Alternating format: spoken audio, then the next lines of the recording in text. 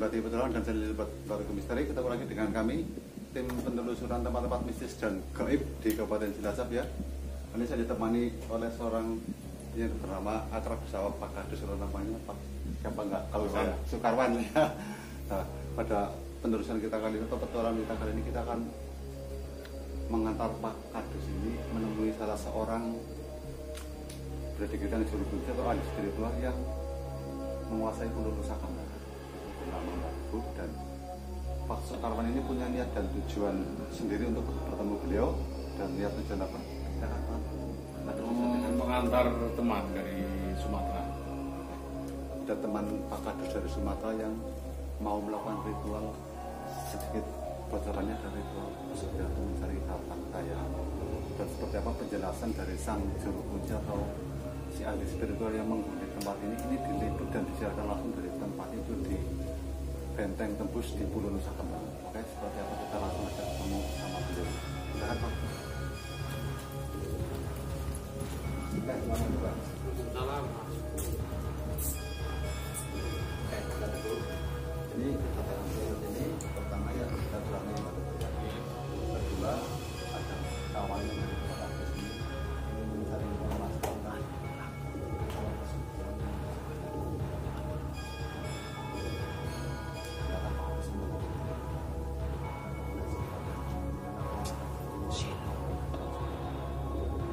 Yang pertama saya berangkat saya dan Mas ini ada punya teman yang mempunyai masalah dia menjadi tukang lah. Dia pengen apa yang ditanya itu semuanya dia bingung dan dia cerita sama saya. Dan saya kenal sama panjenengan, saya sampaikan panjenengan baiknya bagaimana, mau dibawa ke sini ke bagaimana, tentang lain-lainnya kan yang tahu dengan dia model kepengen yang model instan. silakan anak diungkapkan dan penulisan tentang syaratnya apa saja kalau perjalanan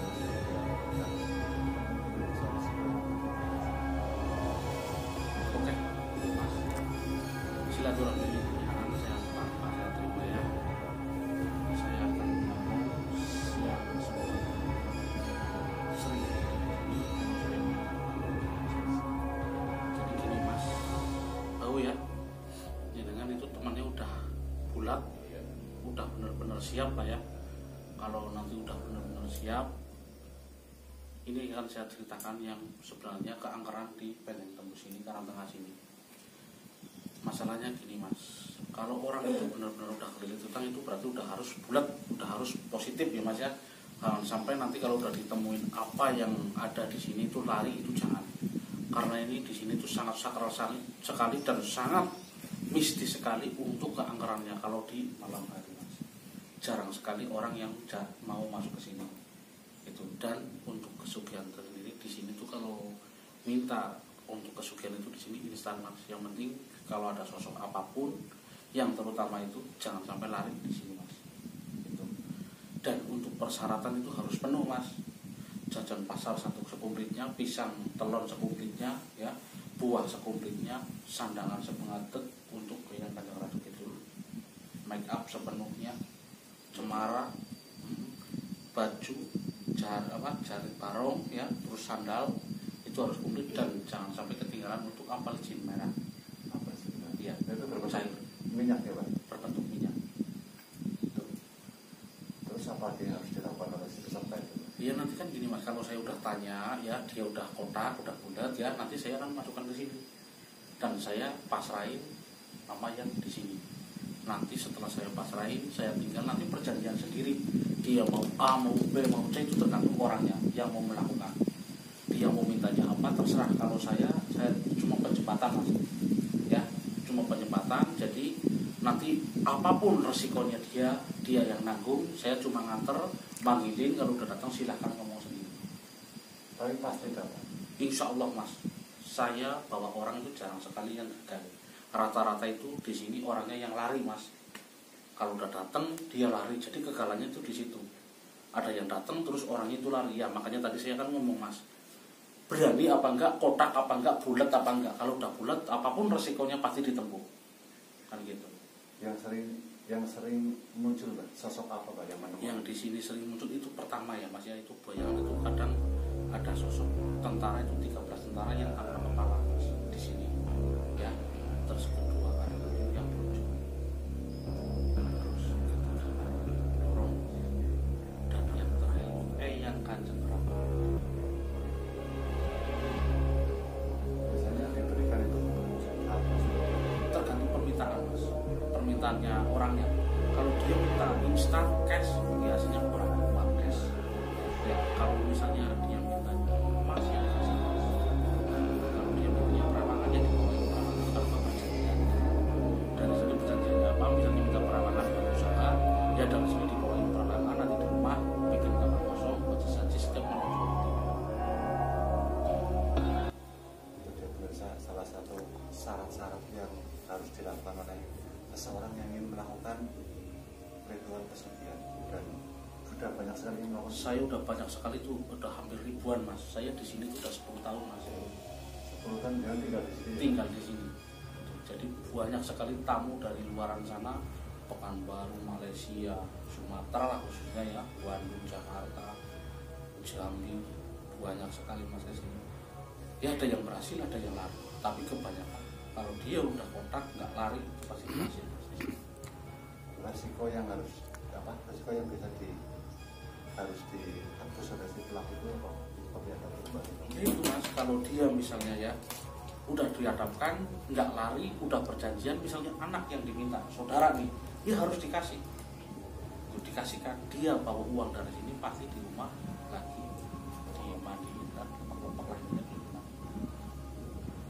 Ya, biasanya ini cerita dituturkan langsung oleh seorang yang memang menguasai tempat ini atau sudah berdiam di sini selama kurang lebih 10 tahun dan memang ada spiritual juga. Ya apa ya Mbak, ini dilaporkan langsung dari tempat, itu tidak main-main, tidak berekayasa. Kami berani mengambil resiko melaporkan liputan ini langsung dari tempat di mana orang sering melakukan ritual pesugihan. Sudah berpuluh-puluh tahun dari sini dan sudah banyak sekali pengalaman baik kami beliau temui. Apa ya Mbak Teguh ya, yang paling membuat jenengan takut di sini Mbak kalau bertemu sosok seperti apa Mbak? Itu justru malah yang kejajaran. Kejajaran itu seperti apa? Kaki orang itu kakinya itu nggak ada Mas, makannya itu di pinggir kali itu apa namanya itu ya, kepiting. Itu kalau lihat orang lagi makan gitu pasti orangnya itu dimakan. Itu sosok seperti itu benar ada? Ada Mas, di sini benar-benar ada. Dan bukan itu lagi Mas, di sini itu berupa wujud tuyul itu banyak sekali. Apabila orang yang membutuhkan tuyul di sini bisa Mas.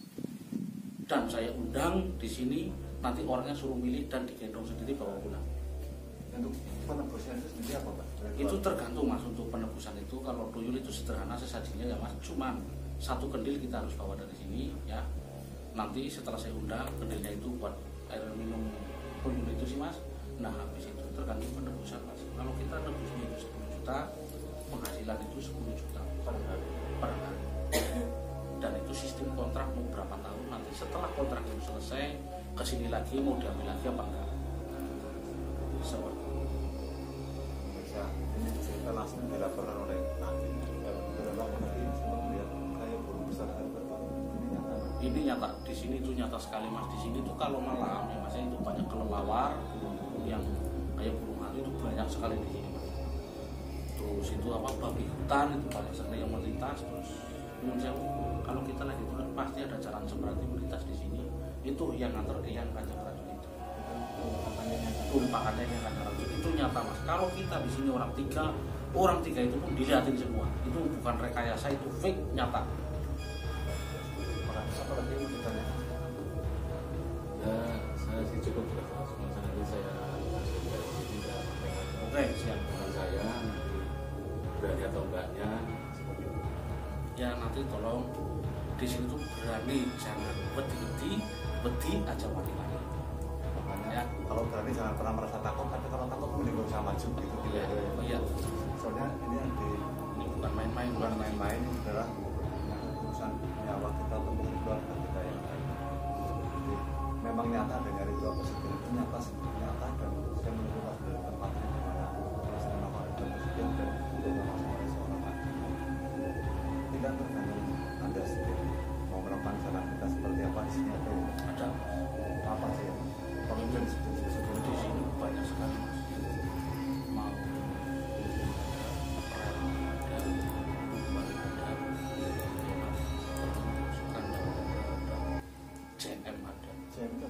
jual musuh. Ya. Misalnya kita punya musuh itu. Ya, tapi jangan sembarang musuh mas. Biasanya kan gini mas, jenengan itu belum menyakitin jenengan aja udah dianggap musuh. Itulah di situ kegagalannya. Kalau orang itu benar-benar udah menyakitin jenengan, itu baru bisa dianggap musuh. Oh, berarti betul ada ya ritual Ada mas, ada. Jadi nanti kalau sudah dilakukan sih musuh itu meninggal. Meninggal. Jadi itu banyak sekali mas. JA, JI, JM itu banyak sekali. JA jual anak. JA jual anak, JI jual istri, ya. JM jual musuh. Terus yang itunya lagi itu, yang kayak ayam samba itu mas, kita naruh di perempatan, ngasih uang ke orang itu pasti jadi tumbal. Itu satu kalau setiap hari sudah pasti ada tumbal. Pemirsa, ritual ayam saba atau tumbal yang sering terjadi kecelakaan di jalan-jalan itu ternyata bukan omong kosong, memang Nyata, ada. Ada orang-orang tertentu yang memang melakukan ritual kekayaan dengan jalan seperti itu, melempar sesajen di tengah jalan, di perempatan umum, di pertigaan jalan atau di tikungan, dan itu terjadi kecelakaan, dan si korban kecelakaan itu biasanya mati untuk dijadikan tumbal. Dan di sini tuh nggak cuma buat itu mas, di sini buat yang lurah, bupati, apa sih itu jabatan. Ada juga tamu yang seperti itu. Ada banyak mas, dari Pekanbaru, Madiun, banyak sekali yang ingin lurah. Itu prosesnya sama seperti orang berpesugihan. Sama mas, cuma lain dari saya mas lainnya juga. Cukup ya Pak Agus ya. Udah jelas ya Pak. Jadi saya pribadi kebetulan dan channel YouTube dari apa yang kita kabarkan hari ini semata-mata untuk memberi ada informasi tentang apa ya, sisi mistis dari tempat ini. Satu, kedua itu tentang apa ya, mitos ritual pesugihan. Mungkin ada yang selama ini belum percaya, mudah-mudahan dengan adanya liputan ini dapat percaya bahwasanya ada memang orang-orang yang mencari kaya dengan jalan pesugihan, dan umat itu sendiri sebagai pelaku spiritual sudah mengisahkan menurut saya cukup lengkap dan komplit ya Pak Teguh ya. Ini tinggal tergantung Anda semuanya, jalan hidup Anda mau ditempuh seperti apa, Anda yang menentukan. Saran dari kami, lakukan sesuatu yang menggunakan akal sehat dan logika, jangan pernah melakukan hal yang di luar apa yang di luar kemampuan kita sebagai manusia, karena itu akan berurusan dengan alam gaib dan penghuni alam gaib, dan di situ kita tidak akan pernah menang, pasti kita di pihak yang Kalau bisa itu jangan sampai terjun hal kayak gitu mas. jangan sampai ahli spiritual aja menyarankan jangan sampai melakoni atau terjun ke hal seperti itu. Jadi anda yang belum terlanjur semumet apapun lah ya Pak, seruat apapun hidup Anda, segenting apapun urusan Anda, berserah diri kepada Allah Subhanahu wa Ta'ala, dan yakin akan kemampuan diri kita untuk mengatasi masalah kita. Jangan begitu. Karena kalau urusan dengan gaib itu manusia tidak akan pernah menang, karena dia yang kelihatan kita kelihatan. Kalau sampai kita terikat sama gaib itu udah lain urusannya. Ada cerita seperti ini Mbak, saya ini tambah lagi nih. Jadi kalau misalkan saya melakukan ritual pesugihan selama hidup saya, dan anak saya wajib meneruskan katanya Mbak. Itu sebenarnya jual putus mas. Jual. Satu tumbal itu satu orang. Ya jadi kalau udah nggak itu nggak bisa turun temurun mas. Pasti hartanya jenengan yang milikin itu habis nggak temurun sama anak cucu. Oh, seperti itu. Ya Jadi kalau ingin anak cucu kita kaya, kedua anak cucu kita harus masuk ke sini juga. masuk ke sini. Iya. Luar biasa, dampak dari perjanjian dengan makhluk gaib memang luar biasa ya Mbak. Pesan Mbak untuk pemirsa semuanya Mbak, supaya jangan melakukan hal-hal seperti ini Mbak. Ya sahabat tempat ini sama channel Pak Teguh, Teguh, saya sarankan sepusing apapun, sekolab apapun, jangan sampai jenengan terjun ke dunia uka-uka, dunia pergaiban yang disebut dengan pesugihan. Itu jangan sampai. Kalau kita bisa ditempuh dengan jalur usaha, kita mendingan usaha ya mas ya. Itu. Pak Kadus, silakan pesannya Pak Kadus untuk pemirsa Ribati Petualangan dan channel YouTube Pak Teguh Mistari. Oke, buat pemirsa semuanya, yang jelas kita di dunia sebagai manusia, kalau apabila mungkin mengalami hal-hal ekonomi yang kolab, apalagi sekarang kebetulan bareng dengan pandemi corona yang jelas dampak banget buat ekonomi. Tapi saya minta tolong kita jangan menempuh jalur-jalur yang arahnya ke menjerumuskan kita sendiri. Sebabnya kita berdoa, kita berusaha beryakin bahwa Allah akan menolong kita. Seperti itu saja.